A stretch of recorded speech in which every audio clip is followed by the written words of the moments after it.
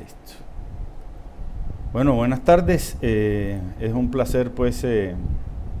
estar con todos ustedes.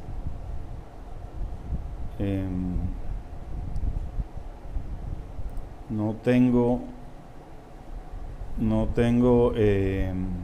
manera de saber si me están escuchando bien. Les agradezco si me lo pueden escribir en el chat,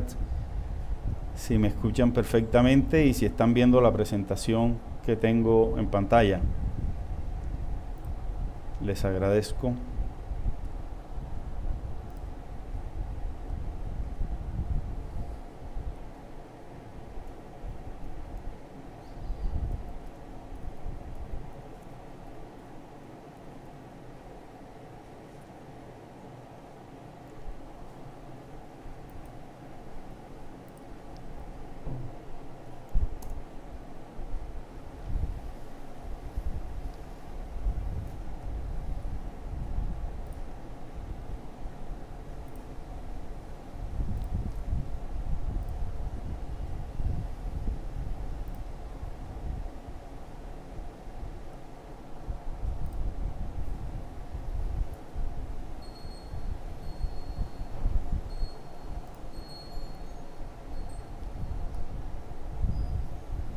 Vale, me dicen que no se ve la presentación, solo una foto. La foto es la presentación que dice la encrucijada del Galeón San José. ¿Cambió en este momento la presentación? Ok, bueno, perfecto. Entonces si están viendo la presentación, disculpen, pero ha sido un poco... Este es el resultado principal de la búsqueda. Bueno, inicialmente me presento, soy Francisco Hernando Muñoz Atuesta, veedor nacional de Patrimonio Cultural Sumergido. Hemos adelantado una labor en la defensa del Galeón San José, de un movimiento ciudadano compuesto pues por bastantes personas, un equipo bastante grande de gente, del cual simplemente soy vocero. Como parte de la experiencia y el conocimiento sobre el tema, ahí en pantalla les muestro un libro que publicamos a mediados de 2019, de unas 700 páginas con esta problemática del Galeón San José. Y por lo tanto considero que tengo no solo un pregrado y una especialización, tengo un doctorado sobre el tema del Galeón San José. Y entonces vamos a desarrollar nuestra exposición el día de hoy. El primer tema que vamos a tocar tiene que ver con la inseguridad jurídica del Galeón San José, la cual tiene un origen en el pasado, ¿no? Como todo proceso histórico, tiene un trasfondo que es bueno tener en cuenta, por más que se ha intentado simplemente ignorarlo o manejarlo de una manera ligera. Este es uno de los problemas más serios y realmente sobre el cual gira toda la coyuntura preocupante del Galeón San José, y la cual afecta directamente a los colombianos, y dentro de esa labor social que adelanta la veeduría, pues hemos enfrentado esta problemática de la manera que mejor hemos considerado para el país. Iniciemos pues inicialmente con el pasado. Tenemos un antecedente, que es que en el año 1982 una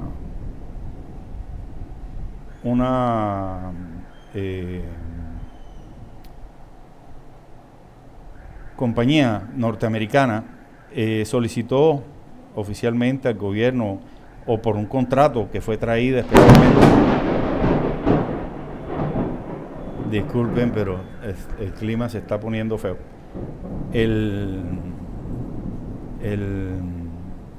El gobierno pues llama a esta empresa para tratar de localizar el Galeón San José, y esta empresa invierte en dineros de hoy unos 40 millones de dólares,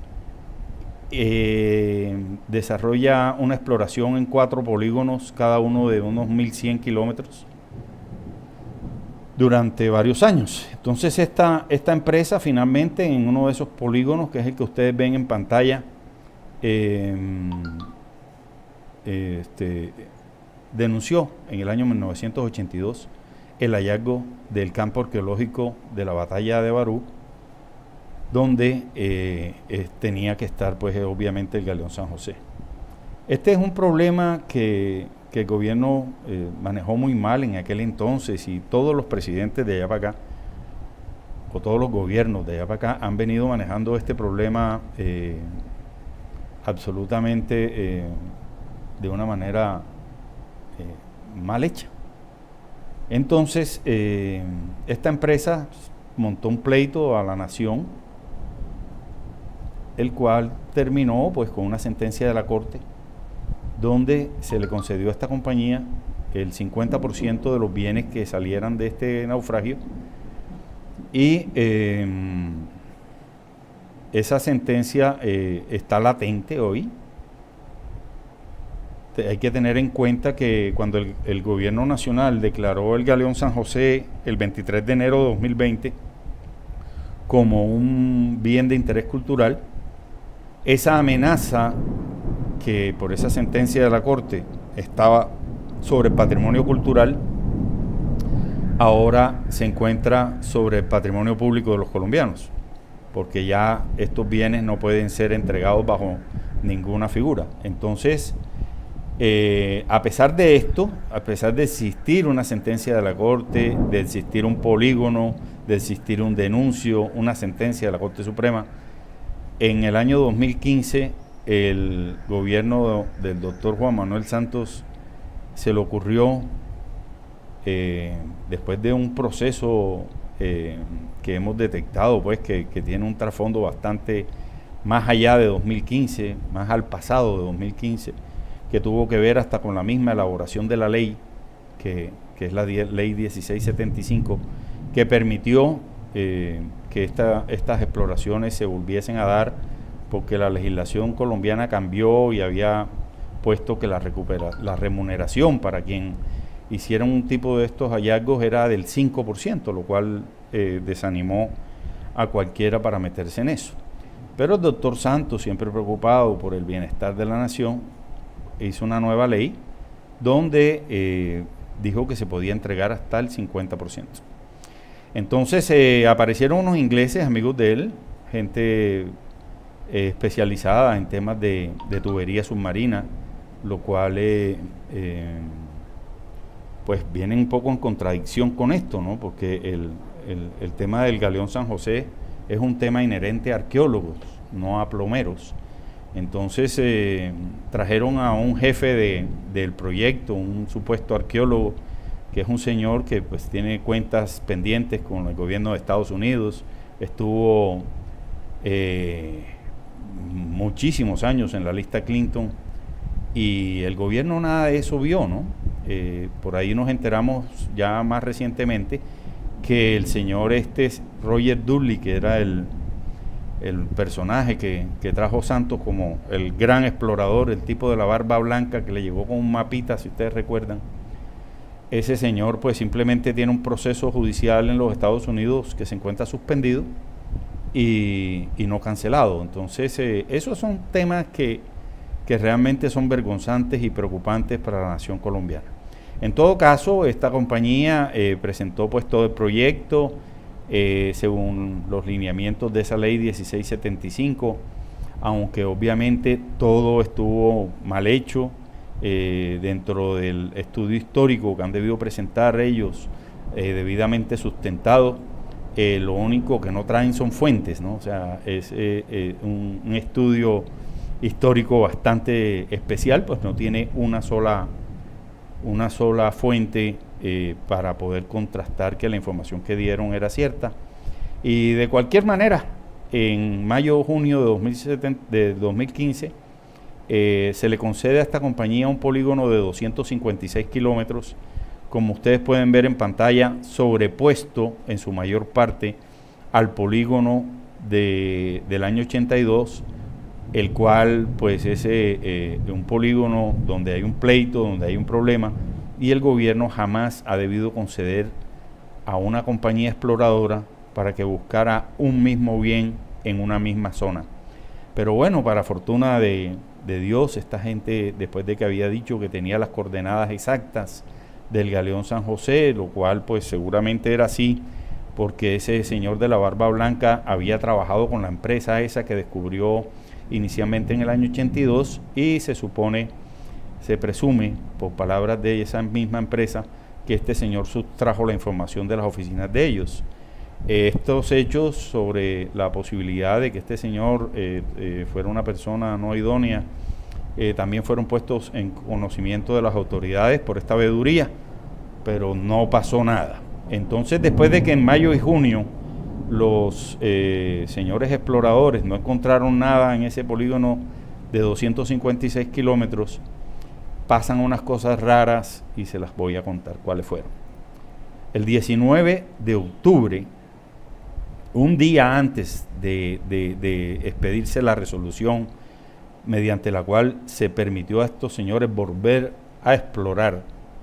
en un polígono muchísimo mayor, el día antes la Dirección General Marítima entrega un documento donde esta imagen que ustedes ven hace parte de ese documento. Es un mapa, yo le he agregado las líneas rojas y el cuadro amarillito que ven para hacer una mejor ilustración de este mapa. Este mapa, como ustedes ven, hay un cuadro pequeño de fondo gris, que son los 256 kilómetros iniciales, y hay otro mucho mayor, que es un polígono de 1.511.000 metros, o sea, 1.511 kilómetros cuadrados, o sea, 6 veces superior al polígono inicial, mediante el cual pues estos señores exploradores pues se trataron de asegurar que no les fuera a pasar lo que les había sucedido en ese primer polígono y pudieran encontrar el galeón. Un hecho absolutamente delicado y que, como verán, fue denunciado por esta veeduría, es que en este mapa, en ese cuadrito amarillo, se delinearon y en otra parte del mapa se anotaron en el lenguaje correspondiente las coordenadas del año 82 del punto del hallazgo denunciado. Este hecho nosotros lo denunciamos ante la Fiscalía General de la Nación, lo hemos denominado la filtración de coordenadas, y este es un proceso que está desde el 28 de enero de 2020 en conocimiento de la Fiscalía. Es un documento que es una denuncia que simplemente necesita que vayan a la DIMAR, verifiquen que ese documento que se presentó es idóneo y simplemente por la tarde ya pueden tener a varios en la cárcel, dice uno acá en la ignorancia, pero la Fiscalía se ha demorado mucho más de un año y no ha dado ningún resultado. La consulta de este caso en la página de la Fiscalía simplemente dice que es un caso que está activo y sin mayores noticias hasta el momento. Entonces aquí tenemos el polígono definitivo, cómo se sobreponen ambas áreas, la primera de mayo-junio y la segunda de octubre-noviembre, octubre-diciembre, en buena parte al polígono del año 82,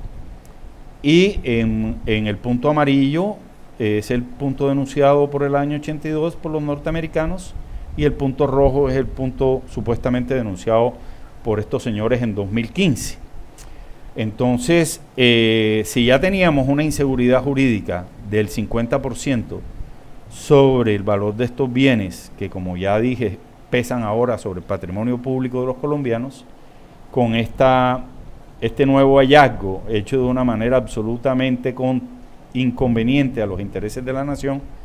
se encontró el galeón San José por esta compañía a unas 3 millas del punto denunciado y dentro del área concedida a los señores del año 82. Por lo tanto, la temida inseguridad jurídica del galeón San José alcanzó un absurdo 95%, que ha sido el principal argumento con que hemos enfrentado todas hemos elevado pues estas cuestiones ante los tribunales y hemos dado una lucha que ya lleva varios años y que hasta el momento pues se ve desfavorable a los intereses de los colombianos, porque todo parece ser que se va a aprobar así, y los colombianos pues simplemente veremos cómo el 95% de lo que valgan estos bienes se tendrán que pagar en plata a estas dos firmas, y los colombianos quedaremos con un honroso 5% que nuestra dirigencia muy amablemente consideró que era más que suficiente para un país como Colombia. Pasemos al tema de la violación del contexto arqueológico, que es un asunto de una gravedad absolutamente impresionante. Esto lo conocemos gracias a una conferencia que trae la Universidad del Norte de Barranquilla, que denominó lo que nos cuentan las imágenes, una evaluación científica del Galeón San José. Ustedes pueden buscar, ahí está el enlace, lo pueden anotar o simplemente buscar en YouTube esta conferencia con el nombre y allí podrán ver todo el documento completo. Yo les he traído un pequeño aparte, he hecho un corte de una partecita pequeñita, creo que son 2 minutos o 3, donde el arqueólogo nos cuenta lo que sucedió. Espero que la puedan escuchar. Agradezco si me lo confirman por el chat. Si nos ponemos a ver, ahora, esa es, digamos, la comparación que existe entre el 2015 y el 2016. Si asumimos que hay 2 intervenciones o 2 visitas en el 2016, perdón, tenemos las diferentes imágenes del 2016, en donde hay un poco más de cambios en el contexto arqueológico que requieren, que sugieren un poco más, cambios un poco más violentos, digamos, del contexto arqueológico. Esta foto, si la cambiamos, por ejemplo, tenemos esta pequeña elemento arqueológico, en donde se ve expuesto esta capa de protección o de la pátina, digamos, que se ha generado en el sitio desde que se pierde, se ve expuesta y hay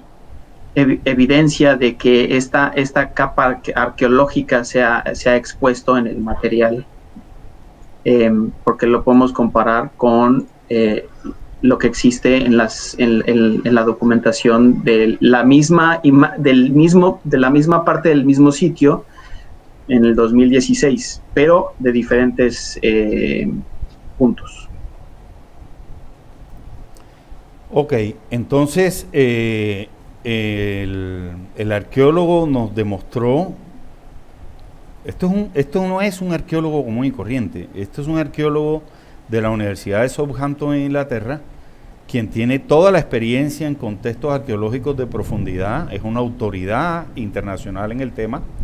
y él nos presenta con las pocas pruebas que hay, ¿no? Porque es que recuerden que contamos con 4 fotografías de la visita de 2015 y una docenita de fotos del año 2016 que se dieron a conocer en 2018. Este hecho supremamente preocupante lo presentamos debidamente sustentado con todos los anexos a la Fiscalía General de la Nación el 23 de enero de 2021 y este proyecto desafortunadamente, para sorpresa de todos, se encuentra inactivo. Esta es una consulta que se hizo ante la Fiscalía General de la Nación por medio de la página web, donde podemos ver que el estado de caso es inactivo y el motivo fue porque sale al Congreso de la República. Obviamente, pues esta es una denuncia donde está involucrado desde el presidente Santos hasta el portero de un puerto privado allá en Cartagena, exagerando, y aunque se pidió, como pueden ver por esta parte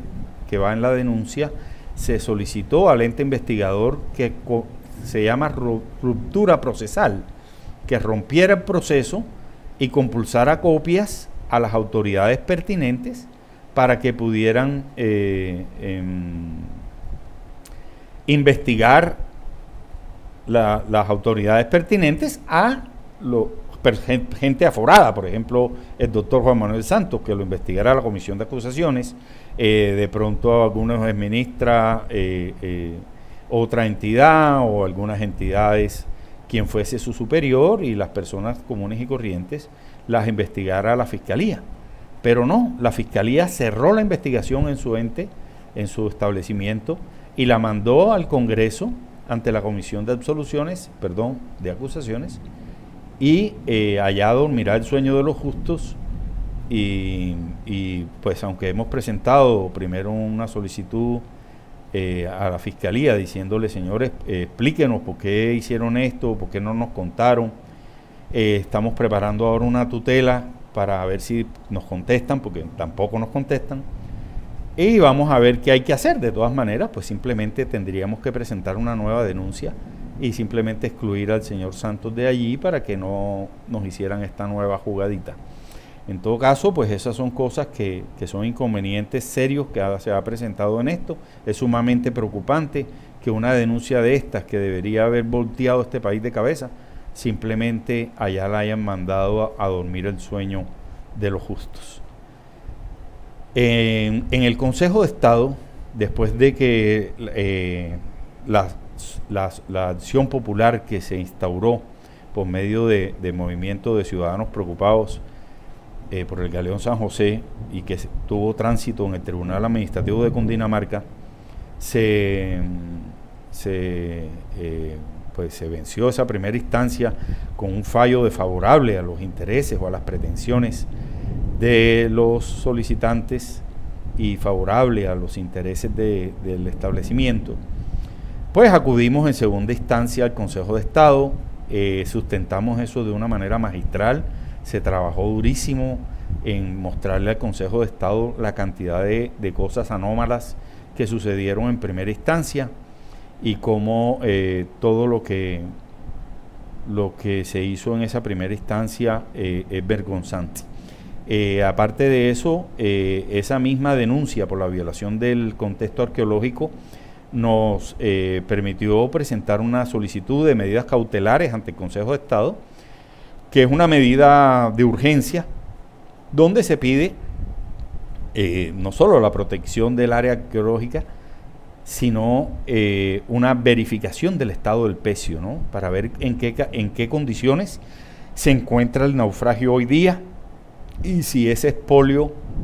que se demostró por medio de este arqueólogo de la Universidad de Southampton, Inglaterra, ese expolio continuó o no continuó. En palabras castizas, en una parte se le dijo al Consejo de Estado, y abro comillas, literalmente, señores del Consejo de Estado, se están robando el Galeón San José. Cierro comillas. Yo creo que más claro que eso no ha podido ser esto. Una solicitud de medidas cautelares es una medida que nos permite nuestro sistema de un Estado social de derecho, y realmente pues el Consejo de Estado ha debido atender esto dentro de la prontitud o la urgencia que la diligencia en sí mismo requiere. Pero bueno, ya vamos para 2 meses largos y esto no avanza nada.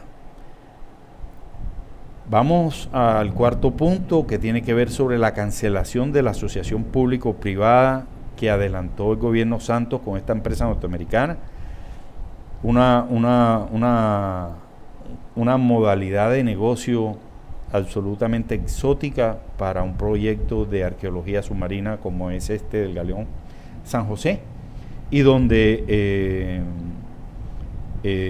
se remunera, porque estas asociaciones público-privadas son modelos de negocio para infraestructura, una carretera, un puente, donde el originador de la propuesta se remunera a través de peajes, y en el caso del Galeón San José se plantearon 3 diferentes maneras de remunerarse, siendo de ella la más aberrante el remunerarse con el propio contenido del galeón, cosa que ahora evita la declaratoria de BIC que se hizo el 23 de enero de 2020, y le quedan a esta compañía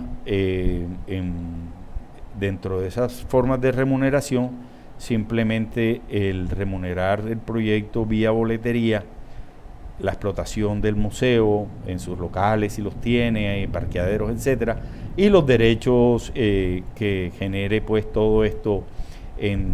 con que tenga que ver pues con el contenido, imágenes del galeón, derechos, etcétera. De esa manera, cuando se declaró el Galeón San José un bien de interés cultural, pues se les cayó el negocio, porque ya ellos pensaban remunerarse con la carga. Al no poderse remunerar con la carga, este negocio se viene al piso, no hay manera de llevarlo adelante, y a pesar de ello, el día de hoy, 18 de abril de 2021,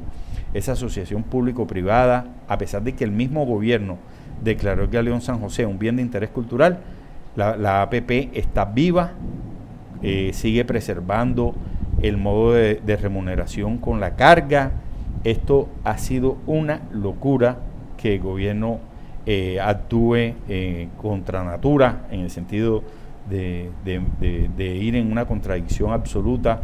declarando al Galeón San José un bien de interés cultural y teniendo una asociación público-privada, el mismo Ministerio de Cultura, con un particular, donde prevea pagarle con parte de ese bien de interés cultural.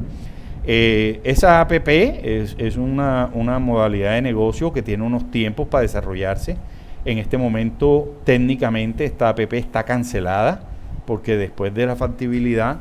si pasan 2 meses y no se ha dicho nada, dice la ley literalmente, se considera cancelada la APP. Entonces, esto sigue, se mantiene, y estamos pues muy atentos a ver qué pasa, porque si el gobierno llega a firmar esta APP en las condiciones que está, eso es una denuncia penal automática, y más de uno va a estar en problemas por ello. En caso de que simplemente, como han dicho algunos miembros del gobierno, incluyendo al ilustre defensor del Estado, el doctor Camilo Gómez, dice que simplemente van a reformar la APP.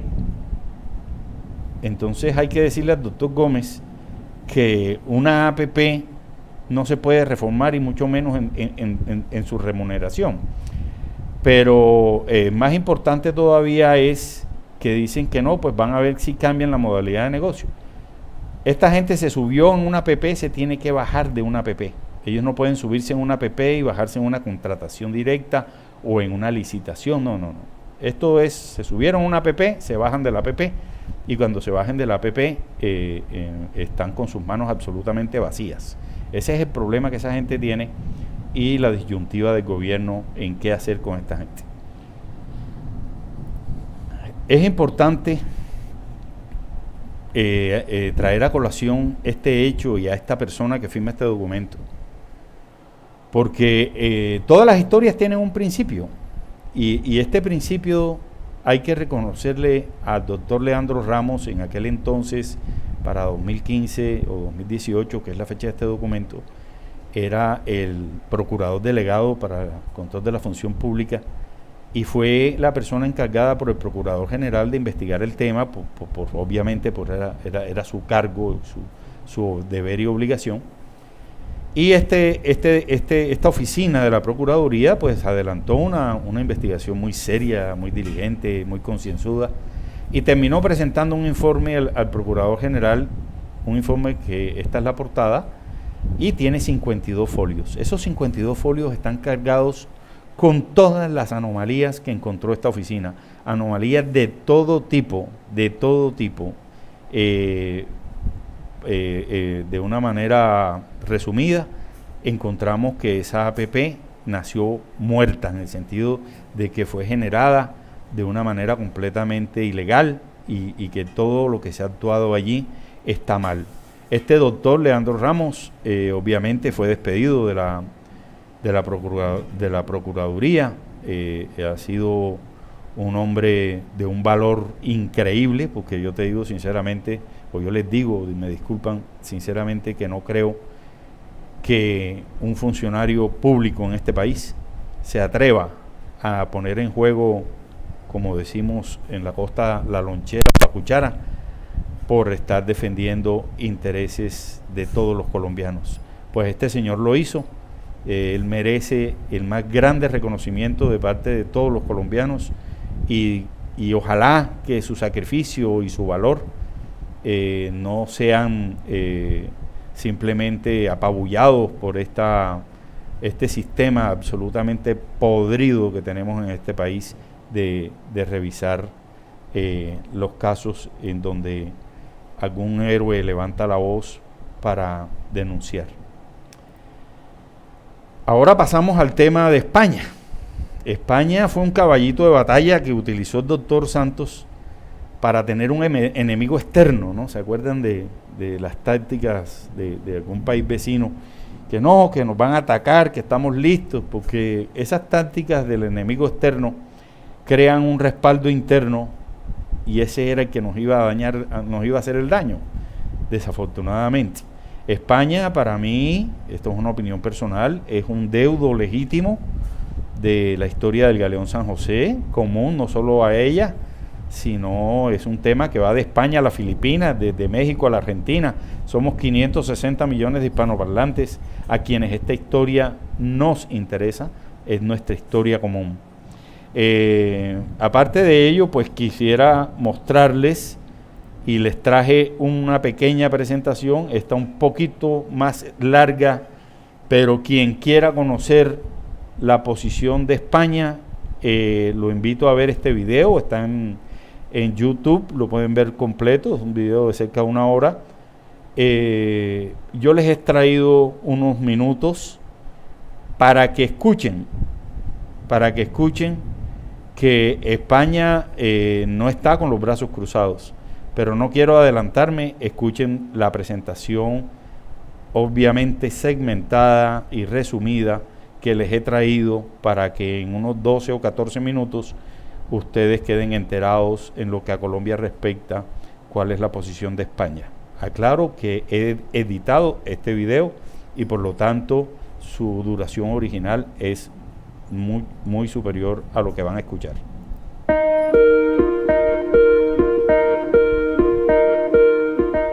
No quisiera empezar esta conferencia sin antes agradecer la amable invitación de la Real Academia de la Mar para dictarla en este ciclo de conferencias. La mía versará sobre el régimen jurídico de los buques de Estado hundidos y muy particularmente de aquellos buques históricos de Estado en España y cuál debiera ser en su caso la posición jurídica de España al respecto. Hay que tener en cuenta que en las últimas 2 décadas, fundamentalmente, España se ha visto envuelta en una serie de negociaciones y de litigios internacionales en los cuales se ha discutido esta cuestión. Como he tenido el privilegio y la suerte de participar como delegado de España o como consejero abogado del Reino de España ante algunos tribunales internacionales, quisiera hacer una advertencia previa, y es que cualquiera de las opiniones vertidas en esta conferencia lo son exclusivamente a título personal y en modo alguno comprometen ni expresan la opinión del Reino de España. Bien, a lo largo de los siguientes minutos quisiera organizar mi charla, mi conferencia, alrededor de 4 grandes ideas. Por un lado, recordar con todos ustedes la cronología de los distintos casos que han ido originando la necesidad de una política jurídica exterior española relativa a los buques históricos de Estado hundidos. Para a continuación analizar brevemente el contexto jurídico internacional que regula dichos buques y ver seguidamente la política y legislación españolas más reciente al respecto, dejando para el final una reflexión general relativa a si es necesario o no y cómo debería alinearse esa política jurídica exterior española. En 1998, en cierto modo, surge el caso que va a cambiar por completo la posición jurídica española, y es el caso de dos fragatas españolas, la Juno y la Galga, hundidas en aguas del actual estado de Virginia, en Estados Unidos de América, pero que se hundieron, la Juno en 1802 y la Galga en 1750. Una compañía buscadora de tesoros, la Sea Hunt Incorporated, solicitó del estado de Virginia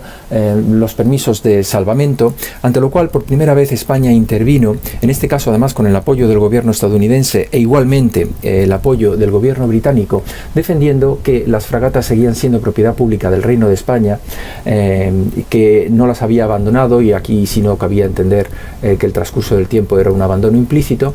y que por lo tanto, al ser propiedad pública de España, los tribunales de los Estados Unidos no tenían competencia para conocer del asunto. Como les digo, apoyados por el gobierno de los Estados Unidos y también del Reino Unido en un amicus curiae, finalmente los tribunales, tras un litigio que duró alrededor de 3 años, dieron la razón a España y se reconoció el título de propiedad sobre dichas fragatas. En 2007 surge el quizá asunto más famoso, el que ya definitivamente decidió que España adoptara una política general más radical respecto a los buques de Estado hundidos. Es el asunto de la fragata española Nuestra Señora de las Mercedes, que, como saben, fue hundida en combate frente a una escuadra inglesa en la batalla del Cabo Santa María en 1804, y sus restos, bastante dañados por el expolio de la compañía Odyssey Marine Exploration, se encuentran hoy diseminados a gran profundidad en la plataforma continental portuguesa. Como saben, España de nuevo se personó ante los tribunales de los Estados Unidos, y en cierto modo, basándonos en la jurisprudencia que esos tribunales habían sentado en el previo asunto de la Juno y la Galga, se logró ganar este caso en un litigio bastante largo, pero que finalmente en 2012 permitió el retorno de la carga expoliada de la Mercedes a nuestro país. Finalmente, por acabar un recuento rápido de casos, en el 2015 surge otro bien conocido, que es el del galeón San José, hundido en 1708 cuando se dirigía de Portobelo, en Panamá, a Cartagena de Indias, en las islas del Barú, por lo tanto en el mar territorial colombiano, y respecto del cual ya se tenían noticias de intentos de las distintas compañías de cazatesoros por hacerse con sus restos, pero en 2015 la entonces administración del presidente Santos en Colombia determinó, después de un cambio legislativo, que se podía llevar a cabo una asociación público-privada con una de estas compañías para recuperar parte de los restos del galeón. Eso sí, pagando a cambio con los propios objetos recuperados gracias a la admisión del criterio de repetición en esa nueva legislación colombiana. España, lógicamente, se dirigió al gobierno colombiano insistentemente con distintas propuestas, y con el cambio de administración en Bogotá, la nueva administración del presidente Duque cambió radicalmente de posición y declaró el sitio arqueológico del San José como bien de interés cultural, otorgándole así la máxima protección que la legislación colombiana ofrece al patrimonio cultural. Desde finales de 2019, pero sobre todo a lo largo del año 2020, se han intensificado los intentos por parte de España de concluir algún tipo de acuerdo negociado con Colombia para mejor proteger los restos del galeón, que no lo olvidemos, es también una tumba de guerra. Y es que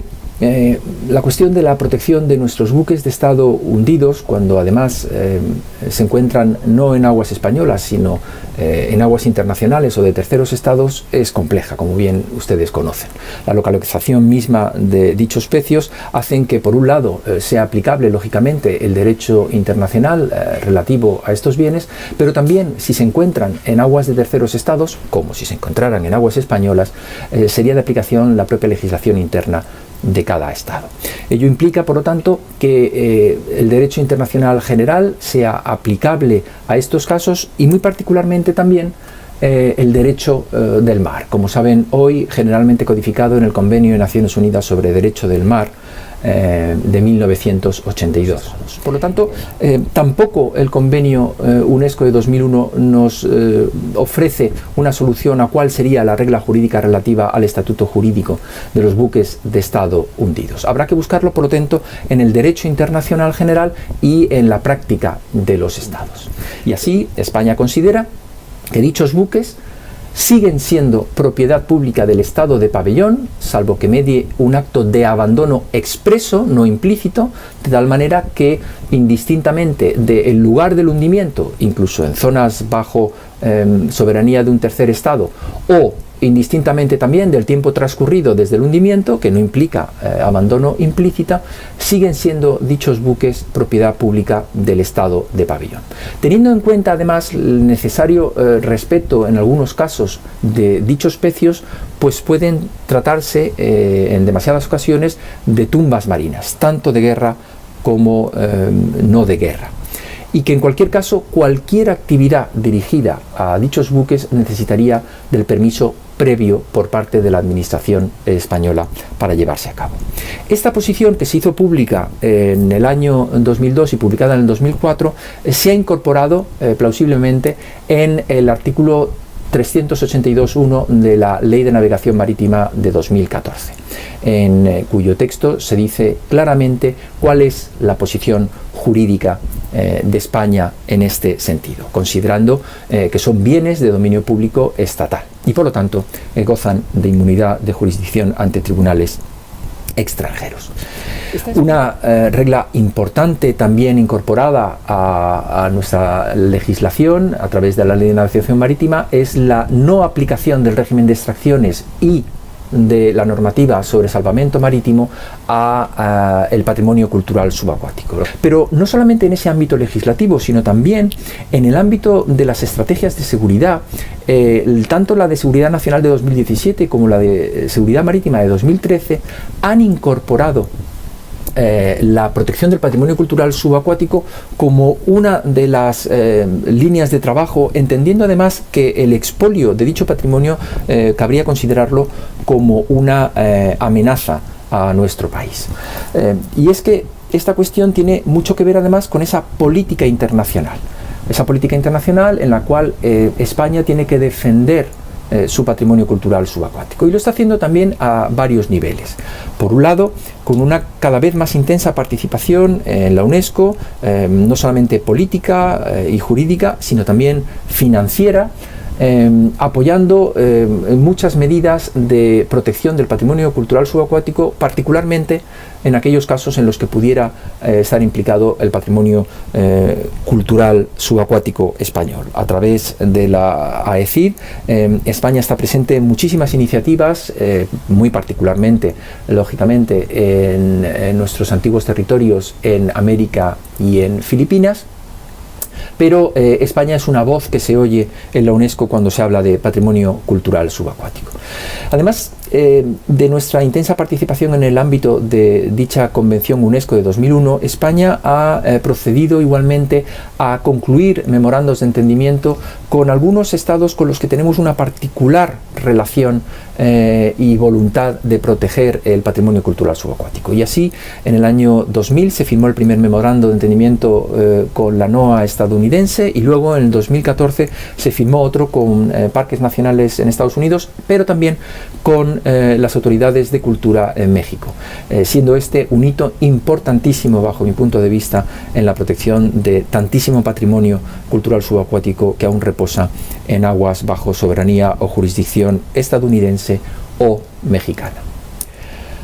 Finalmente, en esa política jurídica exterior española entra, llegado el caso, la necesidad de acudir al litigio. Cuando así se considere oportuno,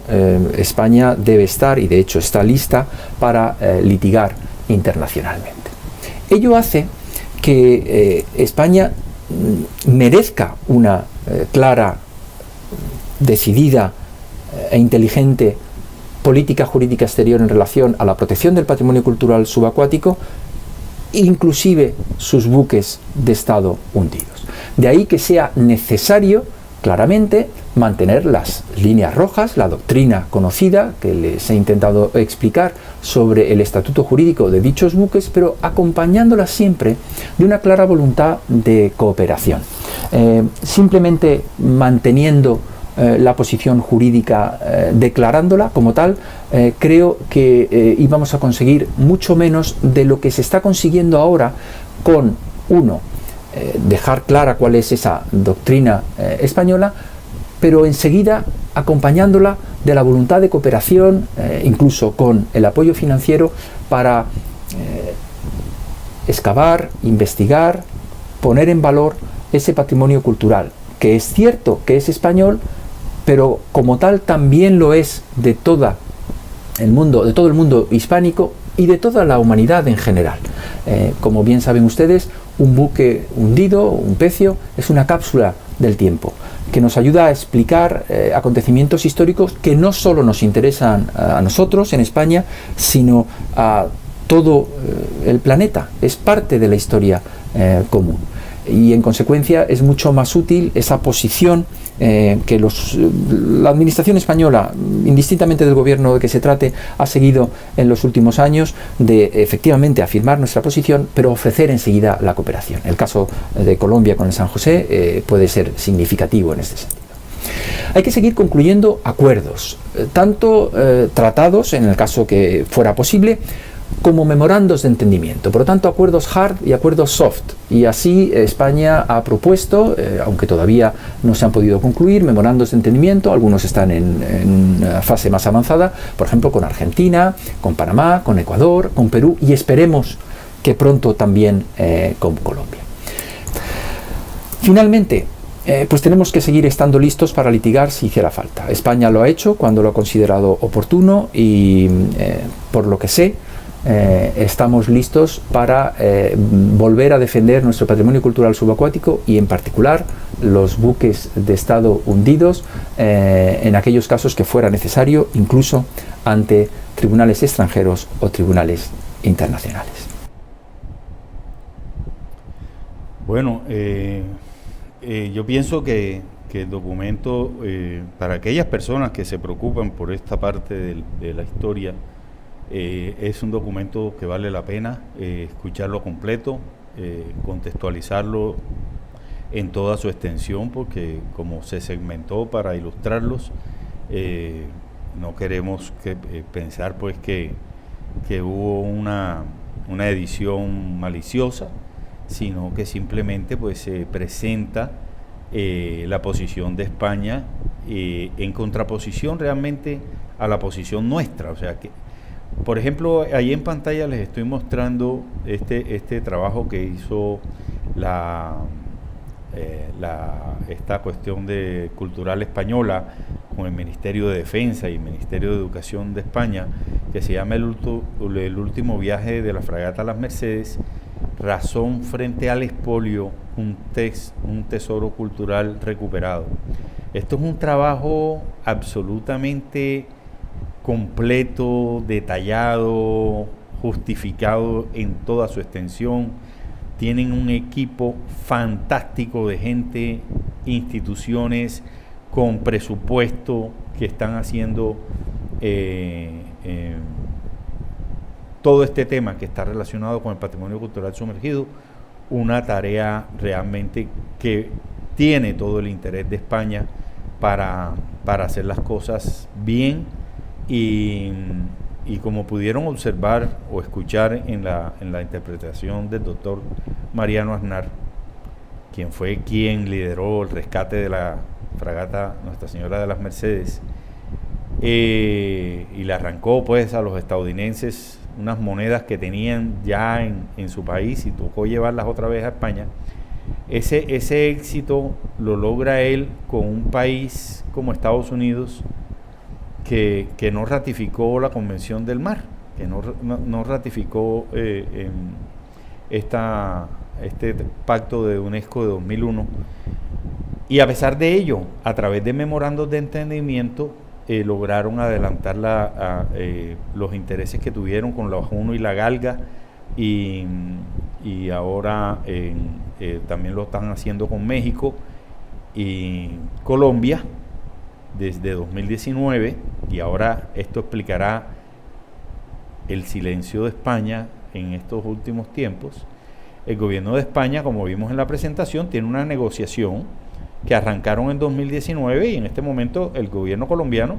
tiene en sus manos un memorando de entendimiento que es el mejor argumento de España para solucionar esto sin que sea un pleito dilatado y costoso. Entonces, si Colombia firma ese memorando, les va a ahorrar mucho trabajo y es bueno pues que lo sepamos, ¿no? Entonces, la comparación, y traigo este libro, es con el fin de ilustrarles que un país que tiene un inmenso patrimonio cultural sumergido, regado en todo el mundo, desde que tuvo este éxito con la fragata Las Mercedes y el anterior con la Juno y la Galga en Estados Unidos, viene con todo, viene metiéndole todos los juguetes a este tema y están haciendo lo necesario para que en ningún momento sea su negligencia o su inactividad la que pueda hacerlos perder algún otro precio en el futuro. Entonces es bueno saberlo y que si ustedes miran este libro está en internet, lo pueden conseguir completico, está en internet, lo consiguen con el nombre, lo buscan, allí tienen los derechos de el Fondo de Acción Cultural Española, es el editor en compañía del Ministerio de Defensa y el Ministerio de Educación. Entonces fíjense lo que dice: el Ministerio de Educación y Cultura y Deporte quiere agradecer la colaboración a todos los departamentos ministeriales, instituciones, entidades y profesionales que han participado en la denuncia de este expolio del patrimonio cultural y en su proceso de recuperación y puesta en valor, y ha permitido que hoy sus legítimos dueños, los ciudadanos, puedan disfrutar de este tesoro cultural que ya es una parte de nuestra historia común. Entonces, miren, para que vean la cantidad de gente y la cantidad de instituciones que están metidas en esto absolutamente en serio. Esto no es un cuento de espaldas al país, esto no es un cuento que pertenece únicamente a una élite que está en el gobierno. Eso se está haciendo como se deben hacer las cosas. Entonces Colombia tiene que pellizcarse en el sentido de dejar este discurso egoísta, por decirlo menos, y hablar de frente al país y qué es lo que piensan hacer con este galeón y qué es lo que está pasando en todas las diferentes coyunturas que les he presentado. Finalmente, les traigo esta ñapita de las acciones legales que se han emprendido y cuáles se piensan emprender. Entonces aquí vemos que hicimos una acción popular, la cual ahora está ante el Consejo de Estado. Durante todo el tiempo de la acción popular y esta cuestión que hemos presentado ante el Consejo de Estado, hemos solicitado 8 veces medidas cautelares de urgencia, las cuales han sido absolutamente desestimadas 7. Estamos esperando el resultado de la que ahora mismo está en conocimiento del Consejo de Estado. Hemos presentado diferentes denuncias disciplinarias a distintos funcionarios ante la Procuraduría y diferentes denuncias penales. No solamente denunciamos al señor ese de la lista Clinton asociado con el gobierno, denunciamos el robo de 300 y pico de millones en unas cuentas chimbas que presentó la compañía esta inglesa y que el Ministerio de Cultura las aprobó, donde se nota de una manera absolutamente brusca, poco disimulada, que se perdieron 300 y pico millones. La Fiscalía en ese aspecto no ha avanzado en nada. Y hasta esta última que hemos presentado, que tiene que ver con la violación del contexto arqueológico. El resultado de estas gestiones que hemos hecho, pues rogamos a Dios que el Consejo de Estado realmente pues se sienta incómodo en fallar en contra de los intereses de la sociedad civil colombiana, estas pretensiones que ahora mismo cursan allá, y que realmente ojalá nos concedan la razón. Pero si no lo hacen, estamos listos para irnos para la Comisión de Derechos Humanos ante la OEA con el caso en el tema de derechos humanos, porque la cultura, el acceso a la cultura es un derecho. Obviamente que si se firma esa aberrante APP, automáticamente se adelantará una denuncia penal, y cuando ella surta el proceso de impunidad que se supone surtirá aquí en Colombia, elevaremos ese proceso ya penal ante la Corte Penal Internacional, y obviamente presentaremos denuncias disciplinarias contra todos los involucrados en esto. De esta manera les he presentado esta coyuntura del Galeón San José. Considero que es un tema que nos debe convocar a todos, que nos debe unir a todos. Nosotros hemos tratado, como les digo, dentro de este movimiento de ciudadanos, tenemos gente valiosa en muchas áreas, gente que nos colabora de una manera desinteresada, completamente ad honorem, para ayudar en el Galeón, y tenemos unos excelentes consultores, pero la participación de la ciudadanía es clave. Si no actuamos juntos, si no nos pellizcamos, si no empezamos a hacer las cosas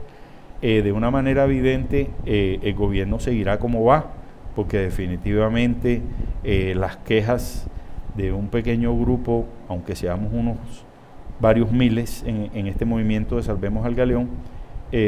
al lado de los millones de colombianos, pues somos una muy pequeña porción. Quedo atento a sus preguntas. Muchas gracias.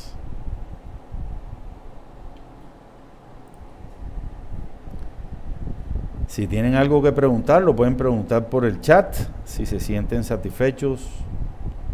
hasta allí, dejamos allí. Pregunta Gabriel Jaime: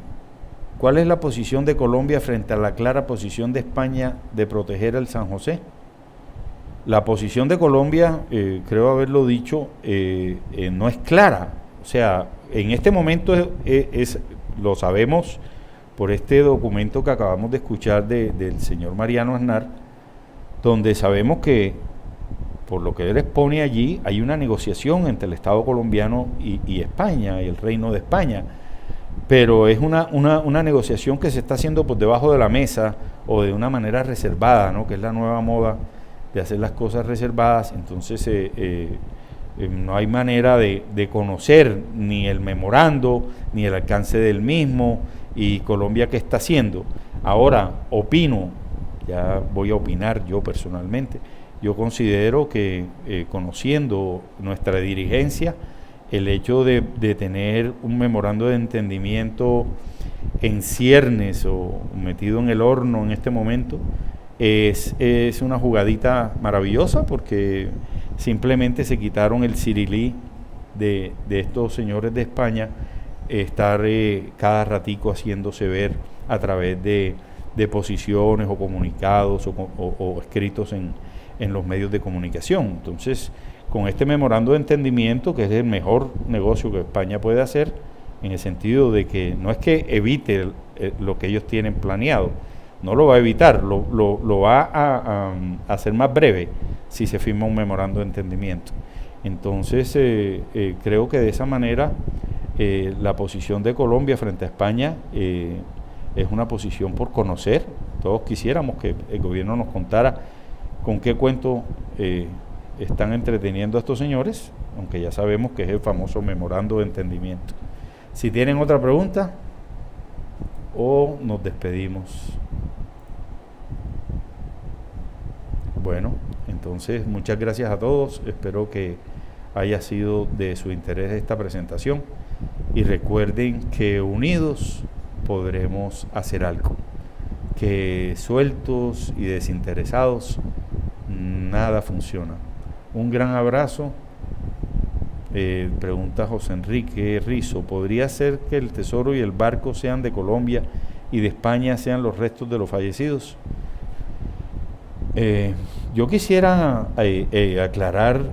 lo que ha sido mi sentimiento al respecto, ¿no? Como puedes ver, hay una legislación, hay unas leyes, hay unos tratados internacionales que forzan a Colombia a sentarse en una mesa, y puede que digan que nosotros no firmamos la Convemar o no firmamos 2001, lo que ustedes quieran, pero se tienen que sentar a la mesa. Entonces, el manejo, que lo hemos dicho en algunas conferencias, es el siguiente: el Galeón San José es un bien de interés cultural de la humanidad. Colombia es el custodio de ese bien cultural de la humanidad. Y en Cartagena vamos a cobrar la boleta. Ese es todo. No somos dueños para sacar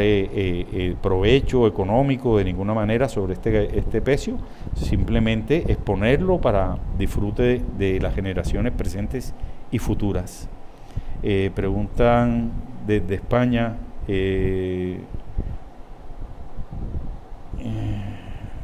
querido señor Hernando, preciosa puntualización y mil gracias por el punto 5 en nombre propio y como secretario general de la Real Academia de la Mar,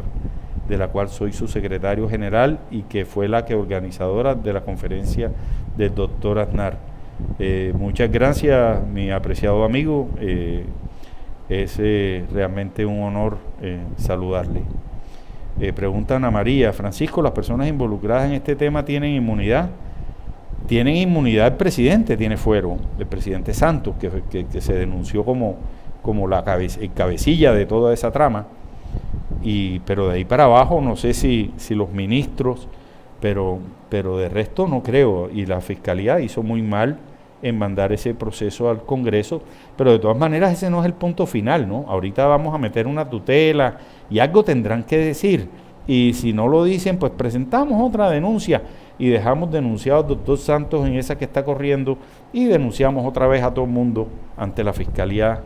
para ver con qué salen ahora. Dice el señor capitán desde España: por cierto, qué precioso ese título de veedor, que me suena a castellano antiguo y que desgraciadamente nosotros ya no utilizamos. Un fuerte abrazo, muchas gracias. Muchas gracias a Juan Manuel Moreno, que dice que muy interesante, felicidades, muy buen trabajo. Bueno, ha sido un placer saludarlos, el Señor les bendiga, nos veremos en una próxima oportunidad y que estén todos muy bien. Muchas gracias.